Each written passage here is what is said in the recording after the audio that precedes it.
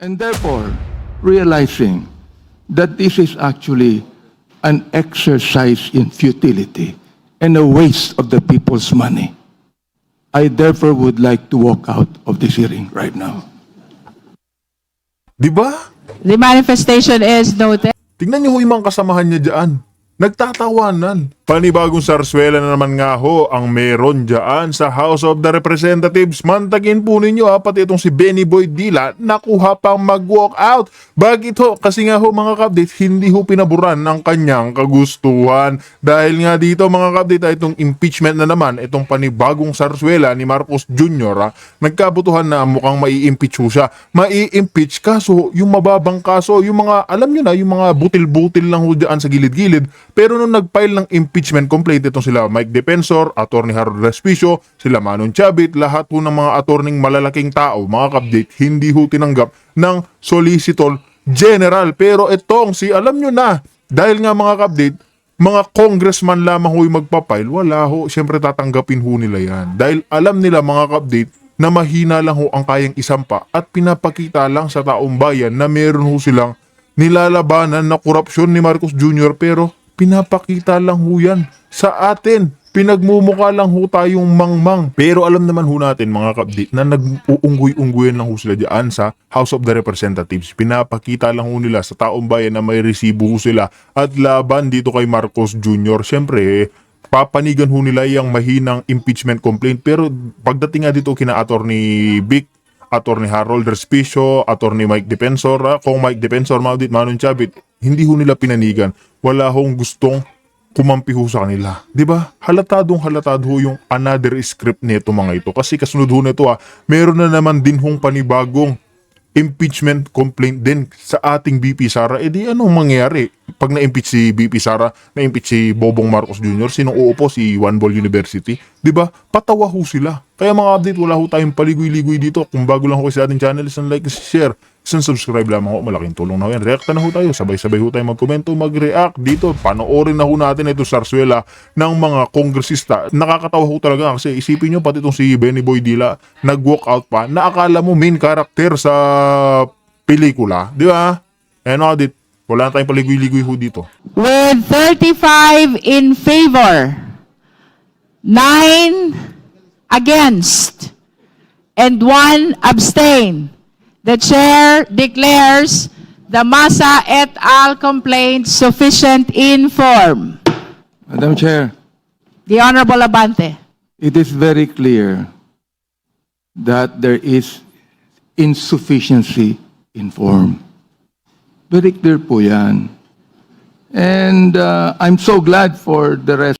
Ayan, tingnan nyo nga yung itsura ni Benny Boy Dila na akala mo talaga mga ka-update dismayado na nag-file ng complaint laban ho kay Marcos Jr. Alam naman ho natin na pinagmumukha lang ho nilang tanga yung sarili nila. Alam ng milyon-milyong Pilipino na wala yan. Isang another script para may ipakita ho silang resibo sa taong bayan na kaya nilang i-impeach yung presidente. Bakit yung kay Manong Chavit, kay Atty. Harold, kay Kong Mike Defensor, hindi ho nila tinatanggap yung Solicitor General? Yan ho yung malaking katanungan. Diba? Ang galing ho nila talaga mga ka-update na, alam niyo na, pag talaga ho pera, malita ang usapan, mabibilis ho ang mga ito. Diba? Of those my colleagues that supported my objection. And therefore, realizing that this is actually an exercise in futility and a waste of the people's money, I therefore would like to walk out of this hearing right now. Diba? The manifestation is noted. Tingnan niyo ho yung mga kasamahan niya dyan. Nagtatawanan. Anong ibig sabihin yan? Mga ka-update, another script lang ho yan. Yung walk out na ho na yan, mga ka-update, pinag-usapan na ho nila yan bago pa magsimula yung hearing na yan.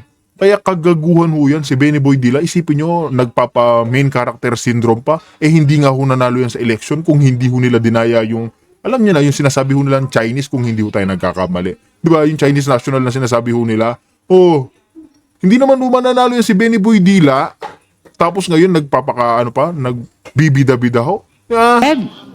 We have concluded the determination in form of both the Jesus complaint and Massa et al. Complaint.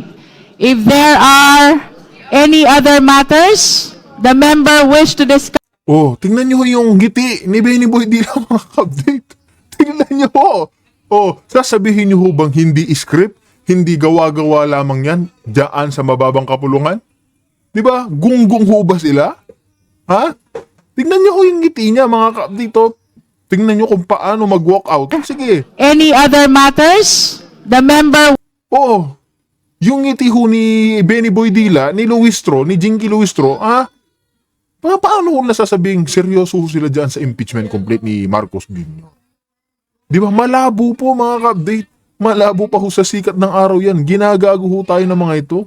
Ayan o, dyan ho natin ibinibigay yung mga tax ho natin, yung mga buwis ng taong bayan. Dyan ho sa mga gunggong na mga sinungaling, na mga magnanakaw. Di ba? Sino hong hindi mapipikon, sasabog sa mga kongresistang mga walang hiya? Tingnan nyo. Di ba? Wish to discuss before we suspend? Nakita naman ho natin yan. Hindi ho tayo bulag. Na tuwang-tuwa ho siya. Nag-walk out para ano? Ha? Kung wari dismayado pero nakangiti. Di ba? Ito pa ho itong isa pang bruhilda na ito. Ayan o. Si Jinky. Tatawa-tawa din ho yan eh. No other matters? There being no other matters to discuss, the meeting is suspended. This endorsement was also filed on January 26, 2026, and it was subscribed before the Secretary General, meaning she was present during this filing. And these are all important provisions which make it a verified document. And I would like to point out that in terms of the form, these seem to be all complete. Thank you, Honorable Po. Other observations from the members? Honorable Chua? Thank you, Madam Chair. Madam Chair, we've been talking about verifications and oath, but hindi naman po natin pinapa-identify yung signature. So I think that is very important because maybe later on, baka biglang itanggi yung signature. May I ask, Madam Chair, if the complainant or complainants are present in today's committee hearing? Madam Chair, The Honorable De Lima? thank you. I think it's unnecessary because there is a presumption of authenticity of signatures unless someone or anyone questions it. Then it becomes an issue, that would necessitate He is questioning asking na. the affiant or the signatory to confirm or not his or her signature. So that is unnecessary. And Honorable Chua? Yes, but I think that is very important. Why? Because we are talking here of the sufficiency in form. And one of the very important in the form is the signature itself. Otherwise, baka later on biglang itanggi, paano po yun? And in fact, there are several instances na sinasabi, hindi kanila yung signature. So, have we also invited the notary public? Hindi rin naman, wala rin naman po dito yung notary public para mag-verify na humarap po sa kanya talaga yung tao. So, if we are talking here of sufficiency in form, hindi po ba ito mahalagang tanong din? But of course, I will submit to the wisdom of the body.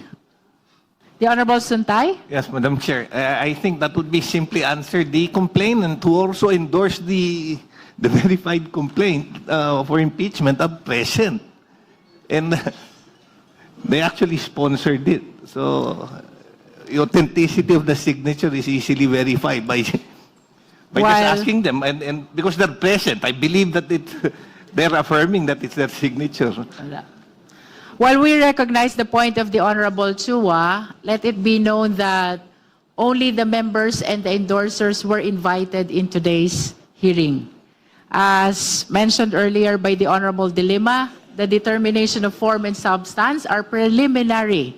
The hearing proper will be happening on the later part of our proceeding after we have concluded on the determination of form and substance. No? We recognize the significance of the opinion and observation of the Honorable Chua, But nevertheless, let us confine ourselves to what appear in the impeachment complaint. Madam Chair. Madam Chair. The Honorable Rodriguez? Yes, the complaint of Masa et al., my good friends, former Congresswoman Masa and also Congressman Casino, is not sufficient in form. If you read the complaint, it is not a verification after the complaint, but a jurat. It says subscribe and sworn to. This is not the verification that is required under the Constitution, under our rules. Can you kindly take a look? Can you show there? Yeah. May the we end request of the complaint? Secretariat to flash It the is complaint? a jurat, subscribe and form. There's no statement here about a verified complaint. Walang verification. Madam Chair, the copy that I have... The and I Honorable guess- De Lima. Sorry. Thank you, Madam Chair. The copy that I have, and I guess the other members would have that, really contains a verification page. Kindly speak closer to the I- microphone. Yes.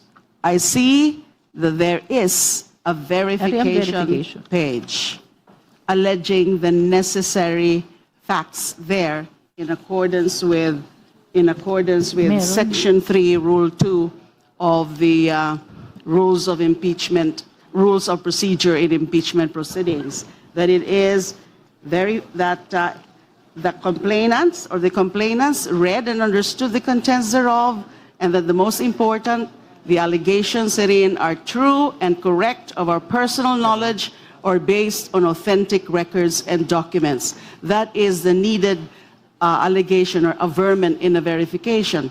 The number 4 and number 5, not necessary anymore. It's actually required in the certification. So if it's a verification and certification requirement, then we can consider number 4 and number 5. But for purposes of verification, under the rules, it's only about that the allegations are true and correct of our personal knowledge or based on authentic records and documents. I see it here.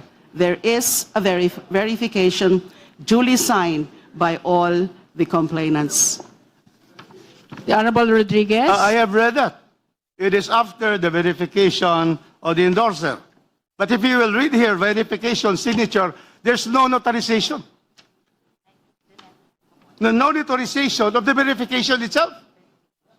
And you post those two. Because I have read this for the past week. And Kindly flash the certainly we complaint. wish to hear it, but if it is insufficient in form, it cannot go. So look first at the jurat. At the end, verification should be at the end of the complaint.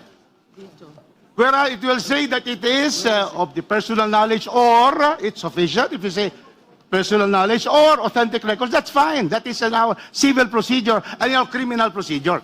But here, if you will see the verification, Mr. Chairman, Madam Chair, the verification has no signature of a notary public. So there is no sufficiency in form. The verification, which is attached to the endorsement, there is none. There is no notarization. Madam Chair. Madam Chair. Madam Chair. Madam Chair. Honorable Vice Chair Keith Flores? Is the copy of the Honorable Rufus Rodriguez, does it contain the last page, sir, where there is that page is attached? Secretary, kindly double Maybe check the copy. they failed to No, attach Madam the Chair. copy. the notarization is on the jurat.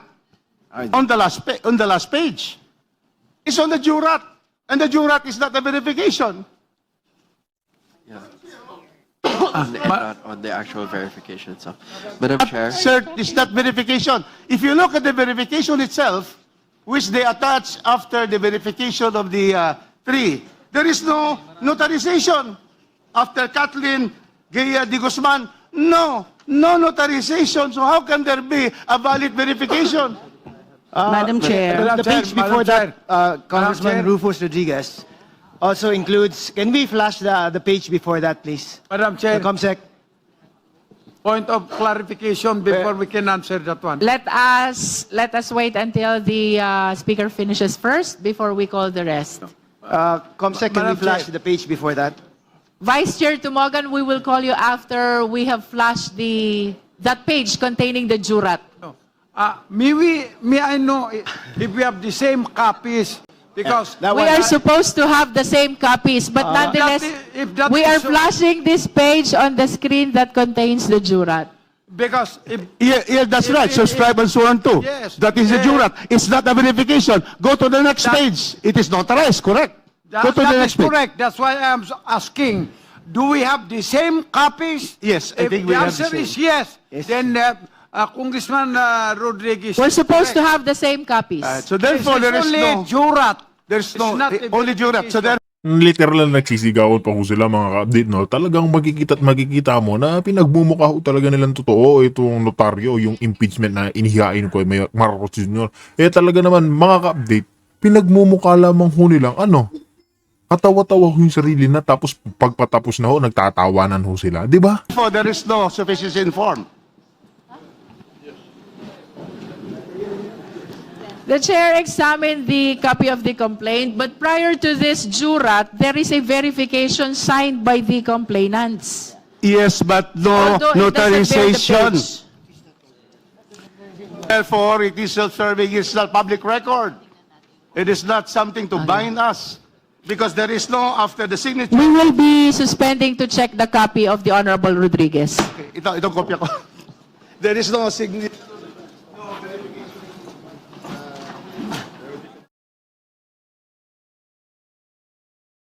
Rules is sufficiency in form.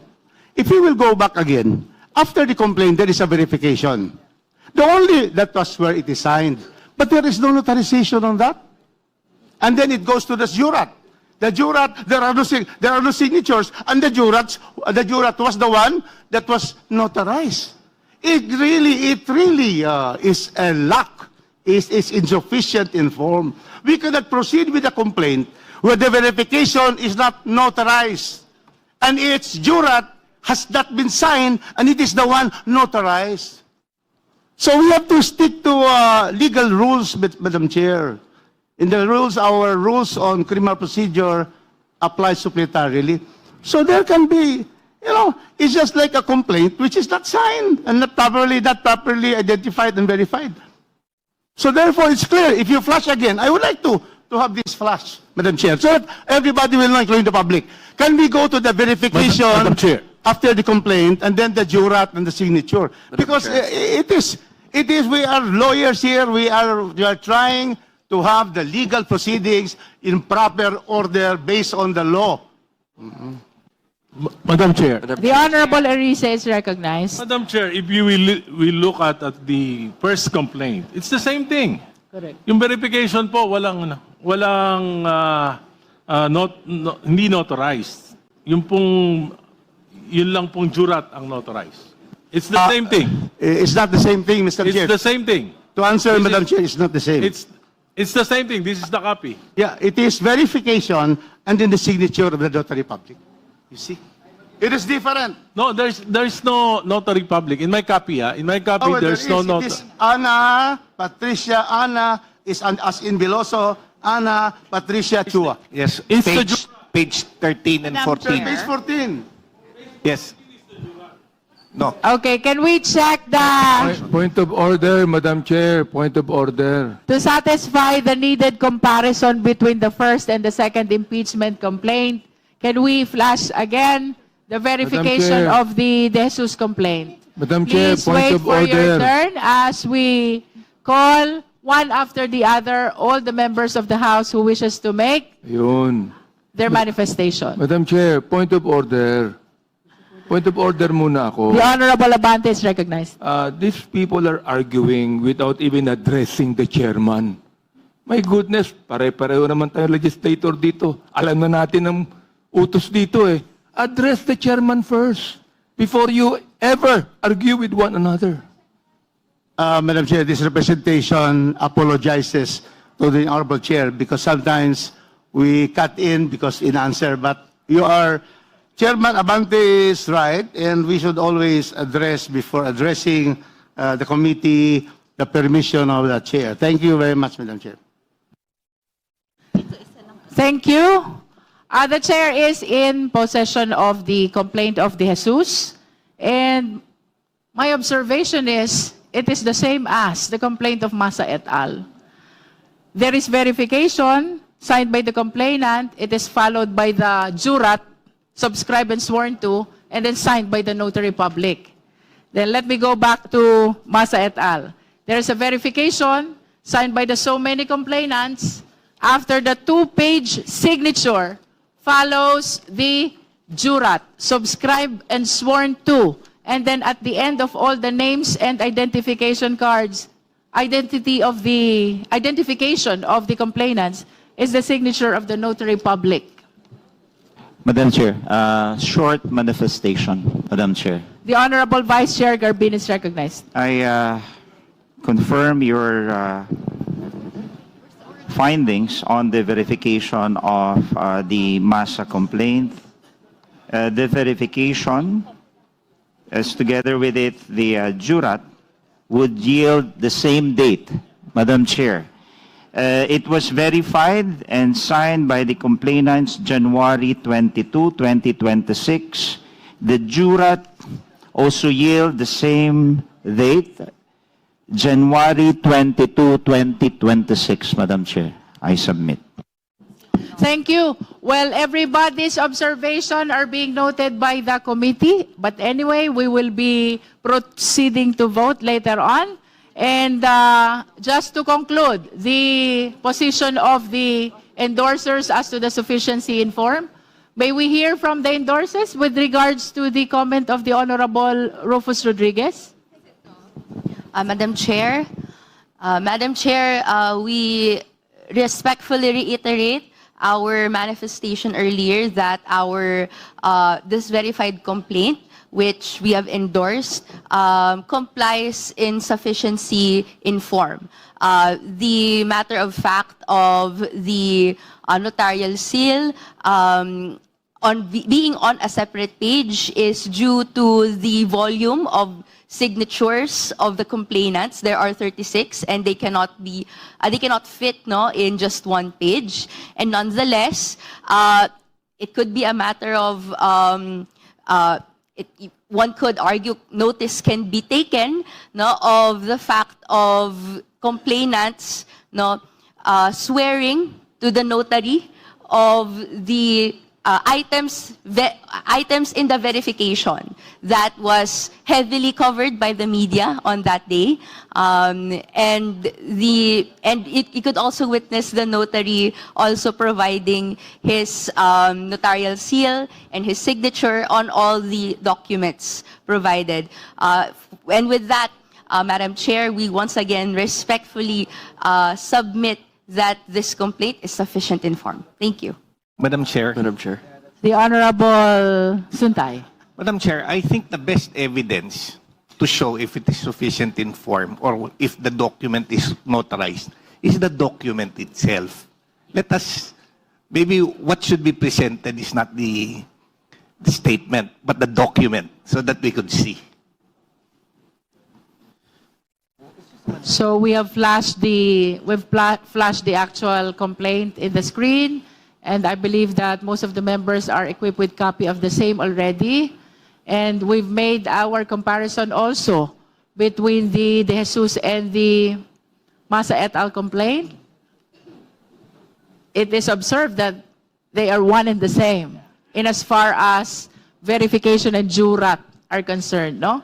So if there are no other comments or manifestations on sufficiency in form of Masa et al. Complaint, then the chair is ready to hear the necessary motion. Madam Chair, The Honorable Erice is recognized. I move that we declare the Masa complaint as sufficient in form. So move. Do I hear a second? I'd like to object again, Madam Chair. Okay. There is a motion. I think, Madam Chair, Honorable Abante? I think I have definite reasons why I am objecting. Yes, please state your Number reason one, why you're number one. objecting. What Congressman Chua has raised a moment ago is important. Now, we are not talking about any fast rules here. Every member of this House has the right to question, whatever the question might be, Madam Chair. Therefore, the question of Congressman Chua should be tackled. Number two, I also object on the argument raised by Congressman Rodriguez. And number three, Madam Chair,